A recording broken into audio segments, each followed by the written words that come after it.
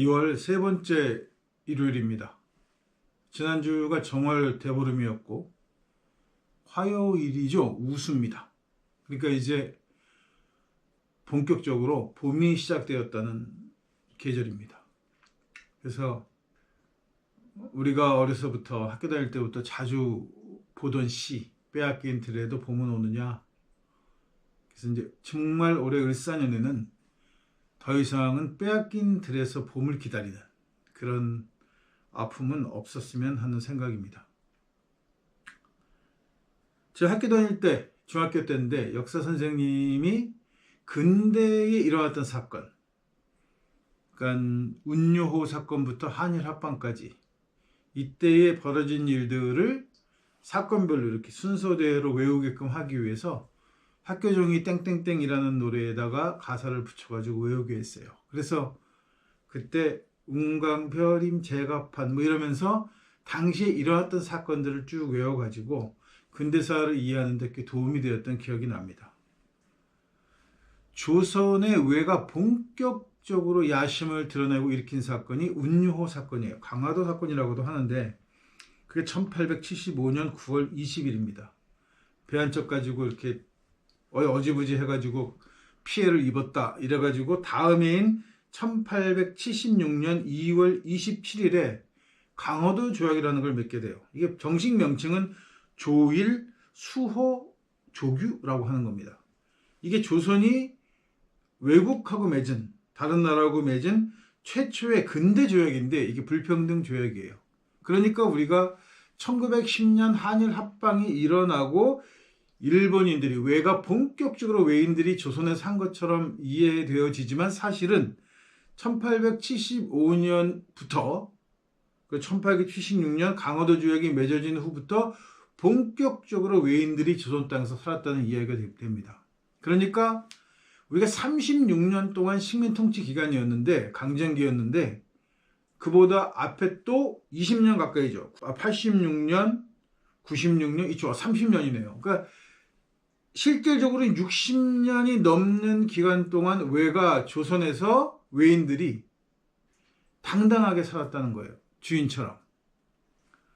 뭐 지금도 가끔 뭐 서정적인 영화내 하는 이런 서양 영화들 보면 아프리카에서 살던 백인들의 이야기, 혹은 호주에서 살았던 백인들 이야기, 어려서부터 혹은 자기 부모대 할아버지 때부터 살아서, 동남아 지역도 마찬가지고 거기서 살아서 거기서 태어나고 거기서 백인으로 살았던 사람들, 그리고 2차 대전이 끝나고 식민지들이 해방이 되면서 유럽으로 다시 돌아오거나 어쨌든 간에 자기 것을 버리고 떠나왔던 사람들의 그 아련한 향수?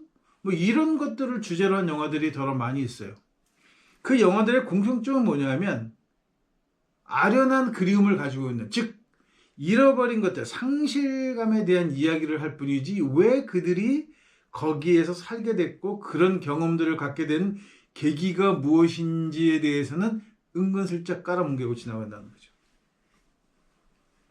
이게 60년이면 두 세대가 아니라 거의 3세대 혹은 4세대에 걸쳐서 조선 땅에 살고 있던 일본인들이 있었다는 거예요.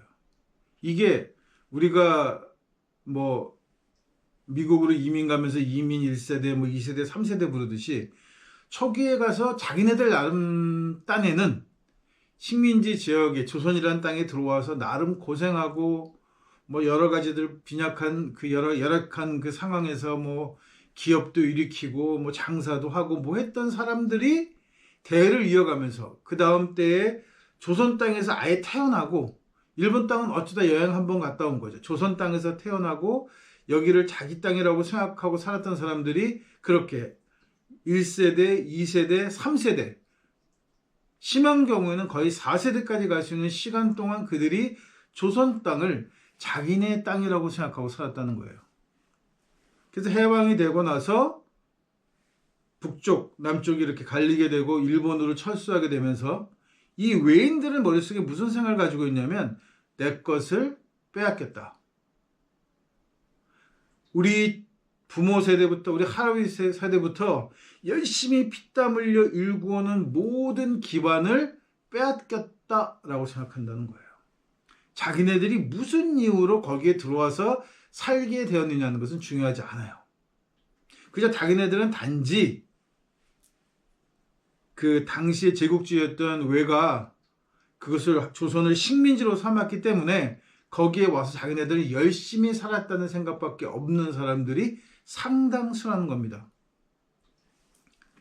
법률적으로 보호를 받았고 법적으로, 그리고 지배층이기 때문에 조선인들과는 전혀 다른 대우를 받으면서 특혜를 받으면서 조선 땅에서 살았던 사람들임에도 불구하고 자기네들은 그저 단순히 열심히 살았다고만 생각하는 거죠. 그리고 그 후손들이 일본으로 돌아가지 않고 한국 땅에 남아있기도 했고, 또 그 사람들과 더불어서 열심히 자기 딴에는 열심히 노력하고 정말 정성을 다해서 살았던 조선인들이 있었던 거예요. 그들은 해방이 되면서 모든 것을 잃게 되니까 해방이 그닥 달가운 일은 아니었다는 겁니다. 그래서 지금까지도 우리가 그렇게 남아있어서 정치적으로 많은 문제를 일으키고 역사를 왜곡하고 하는 사람들을 토해라고 부르는 거예요. 이 사람들은 자기네들이 가해자가 아니라 피해자인 겁니다. 할아버지 때부터 그 윗때부터 열심히 노력해서 이 땅에서 악착같이 어떻게든 잘 살아보겠다고 살아온 사람들이라는 거예요. 근데 이게 정권이 바뀌면서 해방이 되면서 뭔가 자기네들한테 불이익을 받고 내 것을 빼앗겠다고 생각하는, 자기네들이 피해자라고 생각하는 사람들이지, 자기네들이 매국이라는 것을 통해서 부를 축적하고 권력을 누려왔다는 것은 인정하지 않는 거예요. 그러니까 자기네들 빼앗가는 것을 되찾기 위해서는 이승만이나 박정희나 같은 독재 정권에 충성하면서, 그러면서 자기네들의 재산을 빼앗겼던 걸 다시 회복하고 유지하고 다시 불려나가는 역할을 계속했던 거죠. 그거를 자식대가 계속 물려 내려오다 보니까 자기네들이 가지고 있는 정체성은 식민지 시절에 누렸던 혜택과 독재 정권에서 누렸던 혜택들이 그것이 당연한 건 거예요. 당연한 자기네들의 권리이고 앞으로도 그렇게 사는 것이 당연하다고 생각하기 때문에 지금 저렇게 탄핵 사건 두고 이 불법 계엄을 두고도 이렇게 개발작을 하면서 자기네들이 가지고 누려왔던 것들을 잃지 않으려고 하는 거죠. 이런 현상이 그대로 반영되어 있는 책이 복음서입니다. 얼마 전에도 저보고 당신은 목사가 아니다 이런 얘기를 누가 또 장구하게 제 글을 가져간 그 밑에 댓글에다가 이만큼 달았더라고요. 여러 가지 생각들은 이해가 가거나 수용되는 부분도 있을 수 있지만 원래 우리 기독교라는 종교는 이렇게 구원받고 이런 종교니까 당신은 목사가 아니다 이렇게 얘기를 했단 말이에요. 저는 굉장히 오래전부터 기독교 목사는 아니라고 얘기해 왔어요. 저는 예수교 목사라고 얘기합니다. 기독론으로 믿는 예수를 저는 인정하지 않으니까 저는 기독교 목사가 아니라 그렇지만 예수의 삶을 인정하니까 저는 예수교 목사인 거죠. 이게 무슨 얘기냐 하면 이 얘기 정말 많이 했어요. 예수는 십자가형으로 죽었습니다.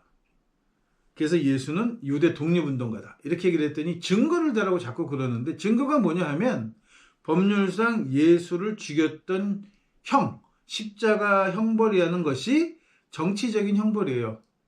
당시 로마는 제국주의로 식민지를 지배하고 통치하고 빼앗으면서 거기에 저항했던 독립운동가들을 무참히 죽였어요. 그리고 본보기가 되게 하고 두 번 다시는 로마에게 저항하지 못하는 하기 위해서, 그런 공포심을 주기 위해서 길거리에 십자가를 세워도 거기 사람을 매달아 두고 오랜 시간 동안 방치하고 굶어 죽이는 형을 택한 거예요.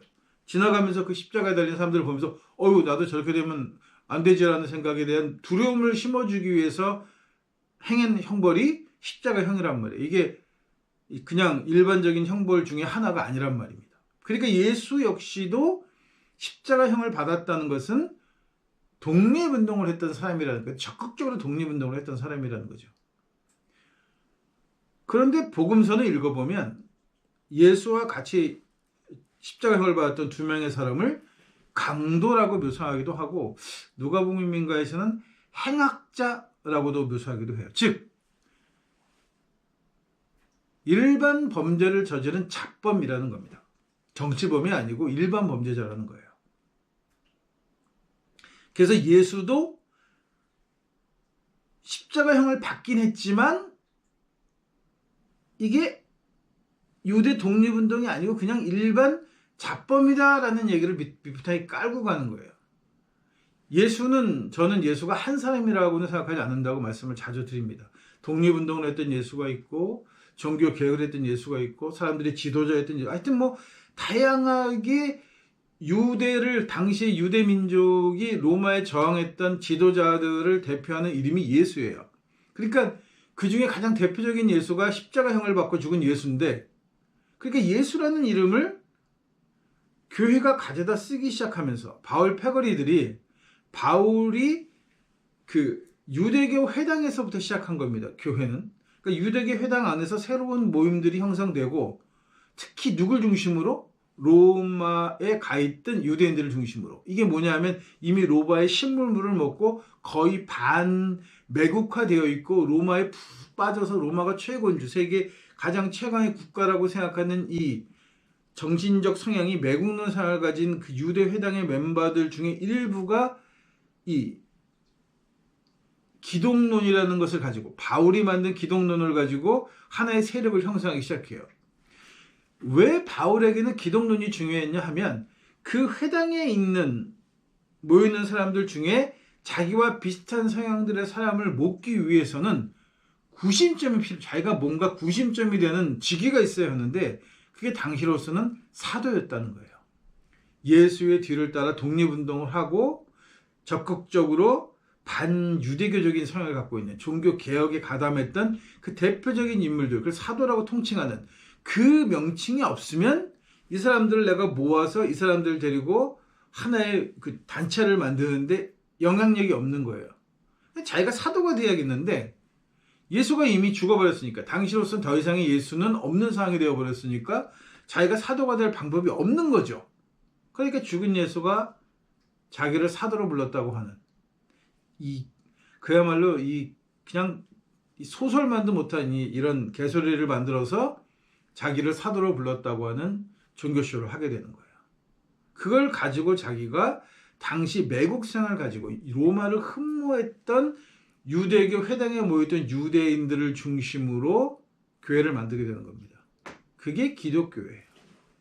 그러니까 그 정체성을 변호하고 그게 옳은 것이다, 그게 사실은 예수에 대한 올바른 고백이다라고 하는 것을 변증하기 위해서 쓰여진 책들이 복음서들인 거죠. 그래서 복음서는 진짜 예수에 대한 이야기가 아니라 왜 우리는 예수를 기독론으로 믿느냐 하는 것에 대한 설명인 책이 이 복음서인 거예요. 그러니까 당시는 예수에 대한 고백들이 굉장히 다양하게 있었음에도 불구하고 그 중에 가장 미미하고 미천하고 한마디로 사기성을 가지고 있었던 그 집단, 지금으로 말하면 뭐 한국에서 굉장히 유명한 그 기독교를 빙자한 사이비 집단 같은 거 있잖아요. 그런 것들과 유사한 형태의 종교였던 게 기독교였던 거죠. 그래서 그들이 믿고 신봉하는 게 기독론이라는 거예요. 그 기독론을 옹호하기 위해서 복음서가 쓰여집니다. 그래서 복음서에는 유대 독립운동을 했던 두 사람을, 예수와 함께 십자가형을 받은 두 사람을 강도라고 묘사하는 거예요. 이게 뉴라이트들이 여러 가지로 외에 자본도 지원받고 교육계, 정치계, 역사계 할 것 없이 그 매국생을 가진 것들이 권력을 잡고 자본을 잡고 휘두르게 되니까 얘네들이 자신감을 가지고 쓴 역사서에 보면 상해 임시정부를 이끌던 백범 선생을 테러리스트라고 묘사합니다. 이런 개수작이 본격적으로 현실화되었던 사건이 바로 뭐냐 하면 홍범도 장군의 이 동상을 육사에서 치우겠다고 했던 사건이에요. 이 청산리 전투는 대한 독립군의 지도자로 지휘관으로 알려져 있는 홍범도 장군이 왜군들을 상대로 가시적으로 굉장히 혁혁한 성과를 올렸던, 전과를 올렸던 청산리 전투는 숨길 수가 없는 거예요.